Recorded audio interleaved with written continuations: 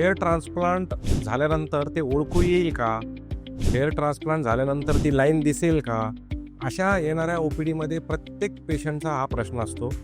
तर हे त्याचं उदाहरण आहे की 10 महिने झालेत हेअर ट्रान्सप्लांटला. हेअरलाईनला ट्रान्सप्लांट केलं होतं मिड पोर्शनपर्यंत, टेम्पल्सला पण ट्रान्सप्लांट केलं आहे आणि क्राऊनला सुद्धा ट्रान्सप्लांट केलं होतं. क्राऊनला तुम्ही बघू शकता पूर्ण जसा फ्लो हवा आहे केसांचा तसा तो डायरेक्शननी वळतात ते केस.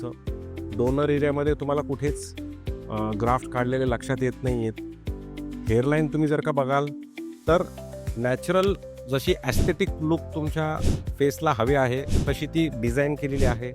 ग्राफ्ट्स तसे प्लेसमेंट केलेले आहेत एका वेगवेगळ्या विशिष्ट अँगल आणि डायरेक्शनमध्ये, त्यामुळे ते लक्षात येत नाही आहेत.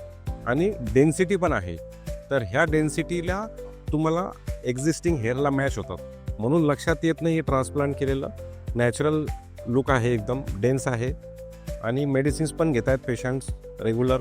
तर मेडिसिन्सचे काही साईड इफेक्ट्स आहेत का? नाही, काही साईड इफेक्ट नाही. तर हे असं हेअर ट्रान्सप्लांटचं चित्र आहे.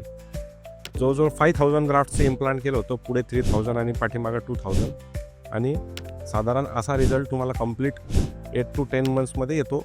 हेअर 4 मंथमध्येच सुरू होतात ग्रो व्हायला. 8-10 महिन्यांपर्यंत कंप्लीट रिझल्ट एक्सपेक्ट करू शकता.